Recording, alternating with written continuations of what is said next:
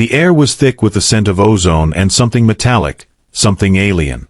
He stood in the cavernous chamber, its walls shimmering faintly as though they were alive. The light wasn't coming from a single source. It pulsed rhythmically across the room like a heartbeat, casting his shadow into strange distortions. His breathing came shallowly, each inhale carrying traces of the unfamiliar environment that pressed against him.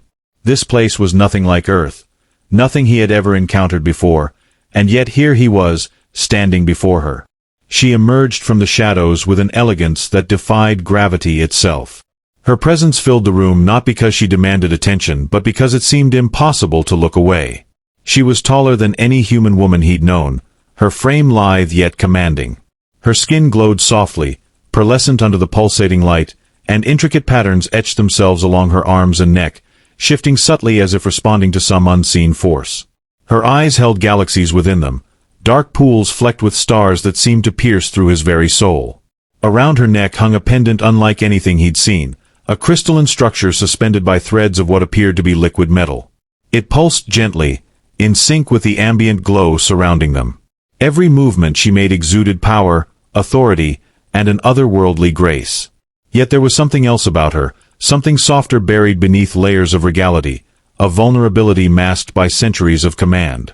"Your sisters think you're too weak for us," she said finally, her voice resonating through the chamber without seeming loud. It carried weight, layered with undertones of both challenge and disdain. Each word dripped with disdain, not necessarily aimed at him, but more likely at those who doubted him. He swallowed hard, feeling small despite his resolve. Weak. That word stung more than he cared to admit. Not because it might have been true, but because it came from being so far beyond him in every conceivable way. He clenched his fists tightly at his sides, willing himself not to tremble. Standing here now, face to face with this alien princess, he realized how absurd this entire situation truly was. A mere human, an insignificant speck on the cosmic scale, being judged by entities whose existence transcended everything humanity understood. And yet, there was no denying the fire burning inside him. Something primal stirred deep within his chest, urging him forward even when logic screamed retreat. "Prove them wrong tonight." The words echoed in his mind long after they left her lips. Was it possible? Could he rise above their expectations, shatter their preconceived notions of what humans were capable of? Or would he crumble under the weight of their scrutiny? Her gaze bore into him, unyielding and sharp. There was no mockery in her expression, only cold calculation, as though she were dissecting him piece by piece to determine whether he was worth her time. But beneath that clinical assessment lay something else. Curiosity. Perhaps even hope. For all her poise and strength, she didn't dismiss him outright. Instead, she gave him a chance. A slim one, perhaps, but still a chance. "You don't know me," he managed to say, his voice steadier than he expected. "You don't know what I'm capable of." A flicker of amusement crossed her features, fleeting but unmistakable. "No, we don't," she replied smoothly. "That is precisely why you're here." The silence stretched between them, heavy with unspoken challenges and unmet expectations. Somewhere in the distance, a low hum began to build, vibrating through the floor beneath his feet. Whatever test awaited him was approaching fast. All he could do now was stand tall, channel the defiance simmering in his veins, and prepare to meet whatever fate these aliens had in store for him. As the moments ticked by, the enormity of the task ahead settled over him like a tangible weight. Prove them wrong tonight. Easier said than done, but failure wasn't an option. Not tonight. Not when the eyes of an entire civilization rested upon him, waiting to see if humanity could measure up, or fall short once again. The chamber around him shifted imperceptibly, the walls rippling outward as though alive. The ground beneath his feet vibrated with increasing intensity, resonating with a frequency that seemed to sink into his bones. He glanced down and saw faint lines of light spreading across the surface, forming intricate patterns that spiraled toward the center where he stood. They pulsed in tandem with the growing hum, which now rose to a crescendo, filling the space with a sound both haunting and oppressive. He clenched his jaw, refusing to let the disorienting sensation take hold. She watched him intently, her luminous eyes betraying no emotion. "Do you understand what is being asked of you?" she inquired, her tone calm but edged with an unspoken urgency. "This is not merely a test of strength or endurance. It is a trial of will, the essence of your resolve." He nodded, though uncertainty clawed at the edges of his confidence. "I'm ready," he replied, his voice firm despite the turmoil brewing inside. But as soon as the words left his mouth, the chamber transformed completely. The pulsating lights dimmed, replaced by a stark, blinding radiance that illuminated every corner of the room. The air grew heavier, charged with static electricity that crackled audibly, raising the hairs on his arms. From the shadows stepped two figures, her sisters, unmistakably related yet distinctly different. One moved with predatory grace, her form sleek and angular, exuding an aura of calculated menace. The other floated rather than walked, her movements fluid and ethereal, as though she barely touched the ground. Their appearances were strikingly beautiful, yet there was an undeniable coldness to them, a detachment that made his skin crawl. These were beings who viewed him not as an equal but as a specimen under examination. "You've already proven yourself resilient," the first sister remarked, her voice sharp and biting, like shards of ice slicing through the air. She circled him slowly, her gaze dissecting him with clinical precision. "But resilience alone won't suffice here. Strength must be tempered with purpose. Do you even know why you're fighting?" Her question struck a nerve, forcing him to confront the truth. He didn't fully understand. Was it pride driving him? The need to prove himself worthy in their eyes? Or something deeper, something tied to the fragile connection budding between him and the princess who stood silently observing? Before he could respond, the second sister spoke, her voice softer but no less cutting. "Purpose without clarity is meaningless," she said, her words weaving through the air like smoke. "And clarity requires sacrifice." As if on cue, the chamber shifted again, the walls retreating until they formed a vast arena-like structure. At its center loomed a massive construct, a towering obelisk encased in shimmering energy fields. Symbols etched into its surface glowed faintly, pulsing in rhythm with his heartbeat.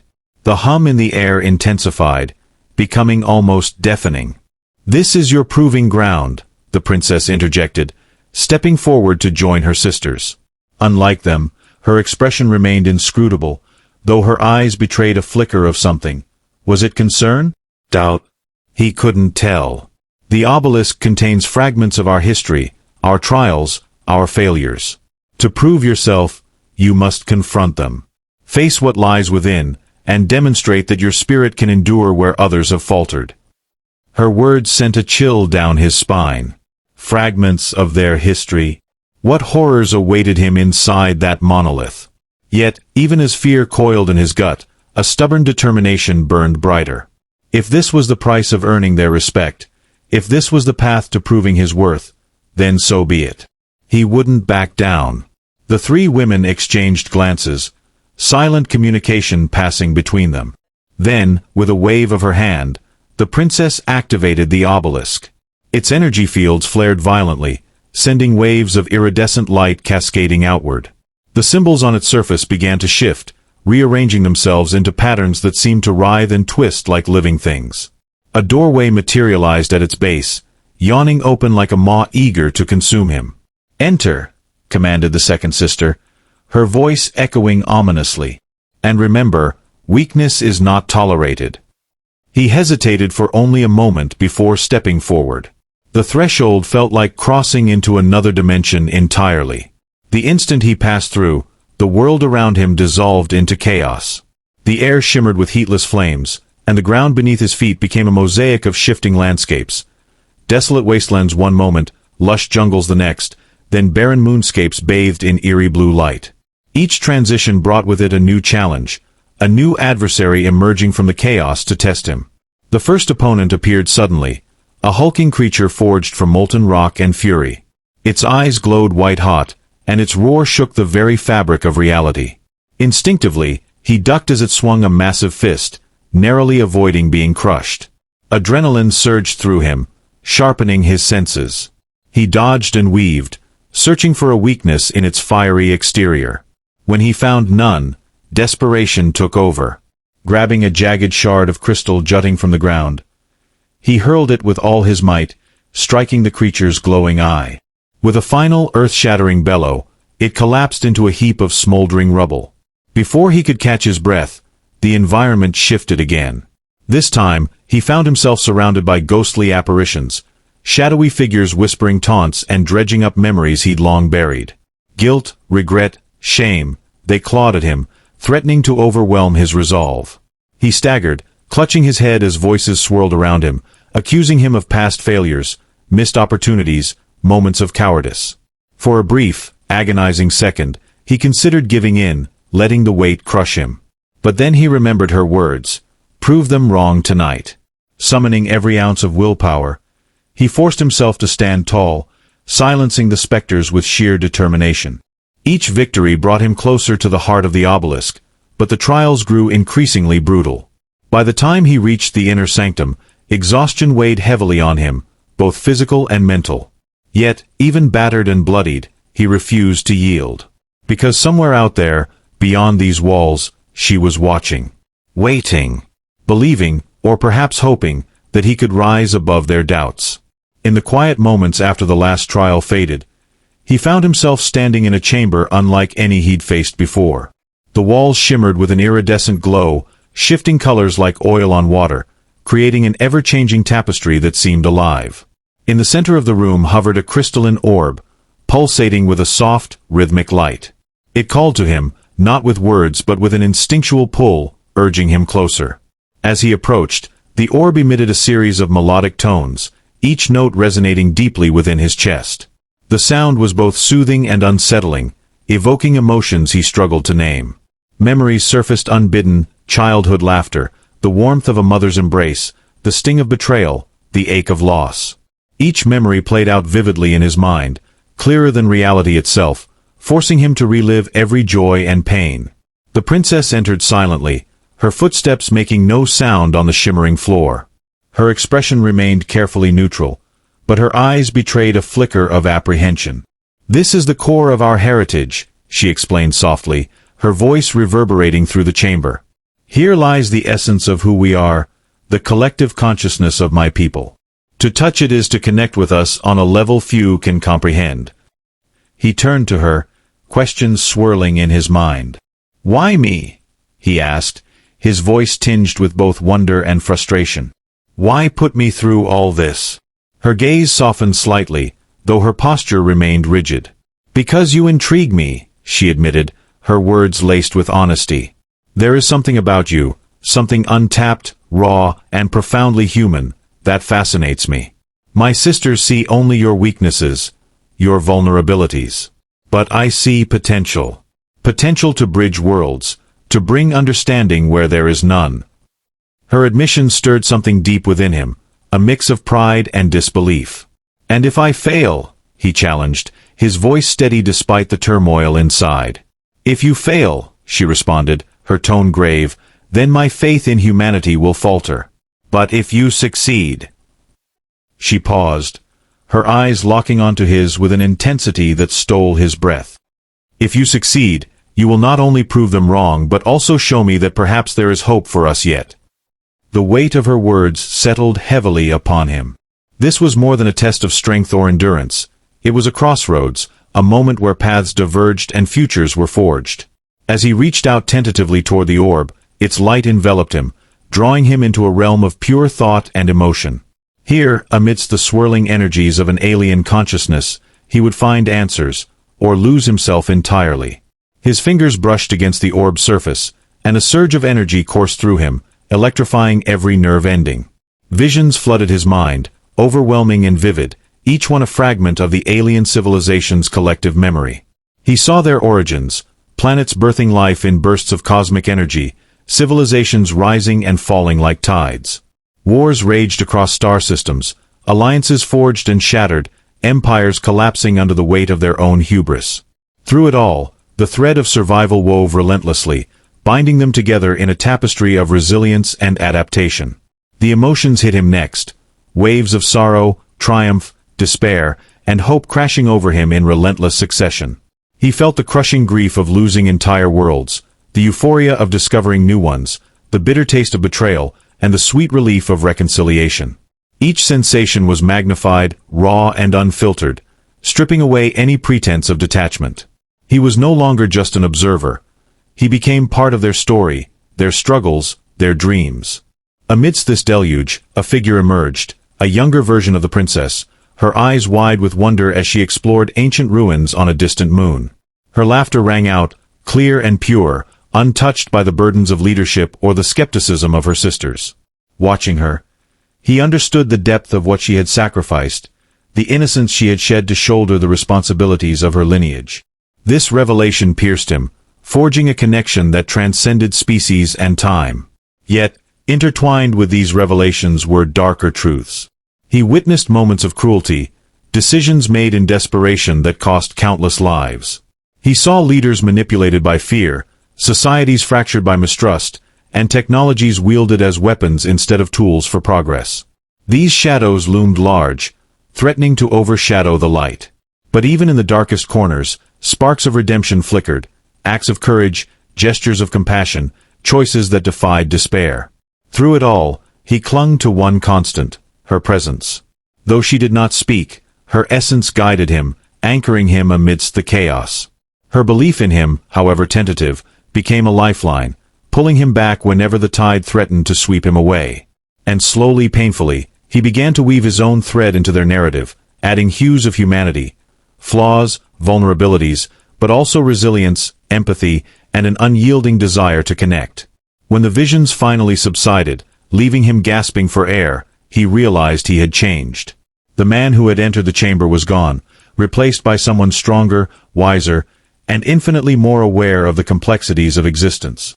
As he turned to face her, he saw not just an alien princess but a kindred spirit, bound to him now by shared experiences and mutual understanding.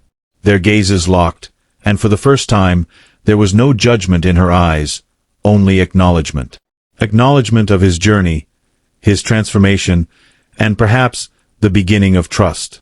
Around them, the chamber hummed softly, its energies settling into a gentle rhythm, mirroring the newfound equilibrium within him. As the chamber seemed to settle into its gentle hum, a sharp crack echoed through the space. The shimmering walls flickered violently, their iridescent glow dimming and then flaring back with erratic intensity. The orb in the center of the room pulsed erratically, its light now jagged and unstable, casting fractured shadows across the floor.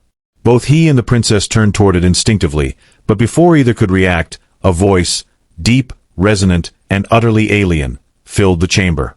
"You dare tamper with what is forbidden," the voice boomed, reverberating not just in their ears but deep within their bones. It wasn't a question so much as an accusation, laced with fury and disdain. From the shifting patterns on the walls emerged another figure, taller than even the princess, cloaked in robes that seemed woven from darkness itself.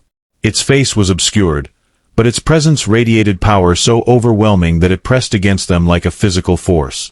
The princess stepped forward, her posture rigid, though he noticed her hands trembling faintly at her sides. "Guardian," she said, her tone measured but tinged with unease. This was sanctioned. A trial for him, nothing more. The figure tilted its head slightly, the movement deliberate and unnerving. Sanctioned? By whom? Your council? Or merely your own ambition? The guardian's voice dripped with contempt, each word slicing through the air like a blade. "You know the laws, child. No outsider may touch the core without consequence. Yet here you stand, defying centuries of wisdom for the sake of... what? Curiosity? Hubris?" Her jaw tightened, defiance flickering in her eyes. "For hope," she shot back, her voice steady despite the tension thickening the air. "Hope that we are not alone in our struggles, that there is strength beyond our borders worth embracing." The guardian let out a low, guttural laugh, the sound sending shivers down his spine. "Hope," it repeated mockingly. "A fragile thing, easily shattered. And this human will bring you only ruin." Before she could respond, the guardian raised one shadowy hand, pointing directly at him. In an instant, searing pain erupted in his chest, as though invisible claws were tearing through his flesh. He staggered backward, clutching at himself, gasping for breath as the agony intensified. Visions flooded his mind again, but these were not the memories of the alien civilization. They were his own, twisted and distorted into nightmares. Moments of failure loomed larger than life. Times he'd faltered, people he'd disappointed, choices that haunted him. Each memory was amplified until they became unbearable, a cacophony of self-doubt threatening to consume him entirely. Through the haze of torment, he heard the princess cry out, her voice breaking with desperation. "Stop! He has done nothing wrong." But the guardian showed no mercy. "He carries weakness within him," it declared coldly. "Weakness that will infect us all if left unchecked. You cannot deny the truth. You saw it yourself in his trials. Even now, he falters." She moved swiftly, placing herself between him and the towering figure. Her pendant glowed brighter than ever, its crystalline structure pulsing wildly as though feeding off her resolve. "If he fails, it is because we have failed him," she shouted, her voice ringing with authority. "We thrust him into this without guidance, without preparation. If anyone bears fault, it is us." For a moment, silence fell heavy over the chamber. The guardian lowered its hand, and the pain subsided just enough for him to catch his breath. He looked up, dazed and trembling, to see the princess standing firm, her body taut with determination. There was something new in her gaze now, not just defiance but protectiveness, as though she had claimed him as hers to defend. "Your compassion blinds you," the guardian intoned, its tone softer but no less menacing. "And it will be your undoing." With that, the figure dissolved into the shadows, leaving behind an oppressive stillness.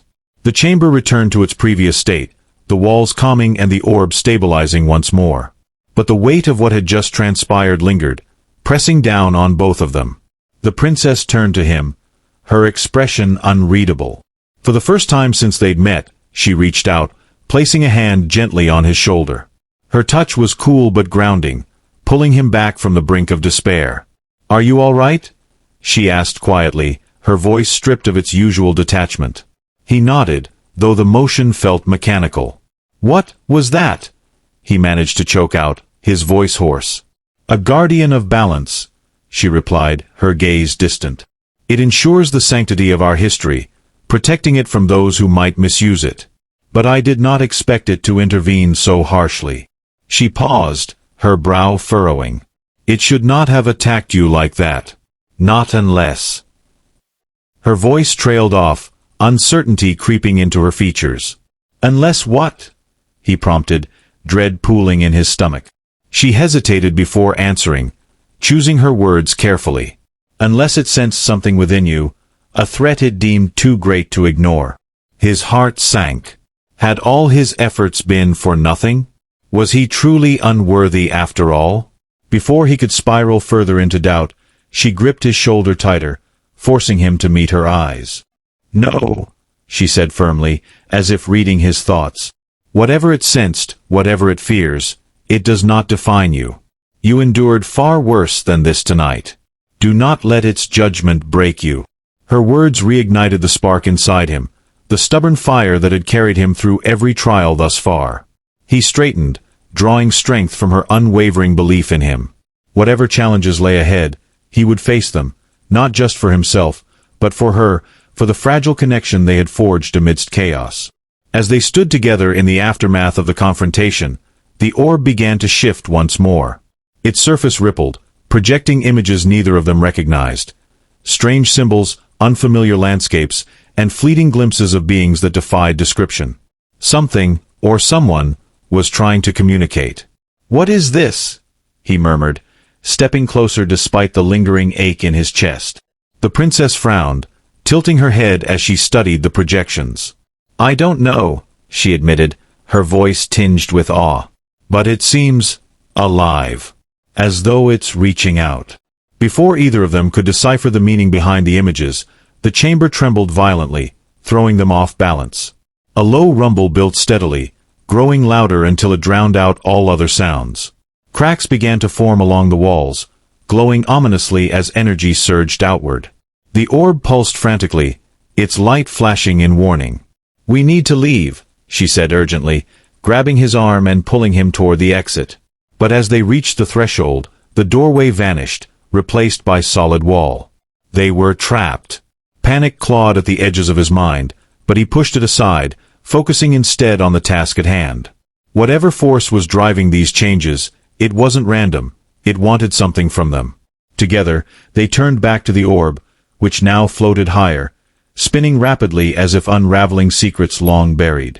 "This isn't over," she whispered, her grip tightening on his arm. "Something bigger is coming." And as the chamber continued to quake around them, he realized she was right.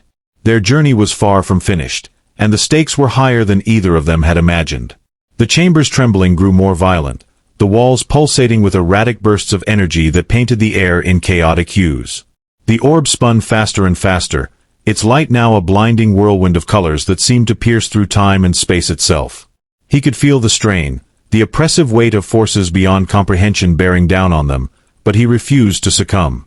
Not now. Not when they were so close to unraveling whatever mystery lay at the heart of this unfolding chaos. "This isn't just about you or me anymore," she said, her voice steady despite the mounting pressure. Her eyes locked onto his, fierce and resolute. "Whatever's happening here, it's bigger than us. Bigger than my people, even." He nodded, drawing strength from her conviction. Together, they turned their attention to the orb, which had begun emitting a series of tones, low, resonant notes that vibrated deep within their chests. It was as if the artifact were speaking directly to them, bypassing language altogether and communicating through pure emotion. Hope, fear, determination, all swirled together in an intricate symphony that demanded action. "Focus," she urged, her hand still gripping his arm tightly. "Feel it. Listen to what it's trying to tell us." Closing his eyes, he let go of the fear gnawing at him and allowed himself to sink into the rhythm of the tones.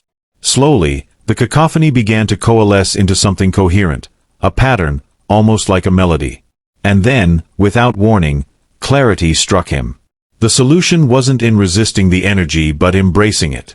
Working with it.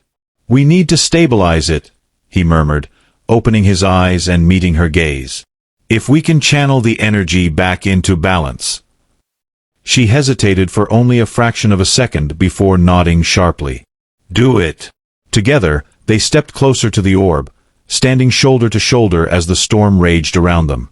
She raised her pendant, its crystalline structure glowing brighter with every passing moment, while he extended both hands toward the spinning artifact. A surge of energy coursed through him, raw and untamed, but instead of fighting it, he willed himself to absorb it, to guide it. To trust that this connection, this strange, inexplicable bond between them, was enough. As their combined efforts took hold, the frantic spinning of the orb began to slow. The wild fluctuations of light dimmed, softening into a warm, golden glow that bathed the chamber in serene radiance. The tremors subsided, the walls steadying as the fractures sealing themselves shut. For a long moment, there was silence, a profound stillness that felt almost sacred. When the orb finally came to rest, hovering silently above the ground, it projected one final image, a vast starfield stretching infinitely outward, dotted with countless worlds connected by shimmering threads of light. Among those threads, two strands glowed brighter than the rest, one representing her civilization, and the other, humanity. Her breath caught audibly, and she turned to him, her expression awash with wonder. "It sees us," she whispered, her voice trembling with awe. "It sees what we could become, together." A wave of relief washed over him, followed swiftly by something deeper, gratitude. Gratitude not just for surviving the ordeal but for having shared it with her. Without her unwavering belief in him, he never would have made it this far. And perhaps, just perhaps, she might say the same about him. The doorway reappeared, solid and inviting, leading back to the world outside the chamber. As they stepped through, the oppressive atmosphere gave way to cool, fresh air. The hum of the alien technology faded into the background, replaced by the gentle rustle of unseen foliage and the distant chirping of creatures unknown. For a moment, neither spoke. They simply stood side by side, taking in the quiet beauty of the alien landscape. Then slowly she turned to face him, her eyes soft yet brimming with resolve. "You've proven them wrong," she said quietly, a faint smile tugging at the corners of her lips. "Not just my sisters, but everyone who doubted you, including yourself." He chuckled softly, shaking his head. "I couldn't have done it without you." Her smile widened slightly, genuine warmth breaking through her regal composure. And I couldn't have done it without you. Perhaps that's the lesson here, that no one should face these trials alone. They lapsed into companionable silence, the kind born of mutual understanding and unspoken respect. As they walked together under the alien sky, illuminated by twin moons casting silver light across the terrain, he realized something profound. This wasn't the end of their journey, it was only the beginning. Whatever challenges lay ahead, they would face them together, bridging the gap between their worlds and forging a future neither could have imagined alone. In that moment, surrounded by the infinite possibilities of the cosmos, he felt truly alive.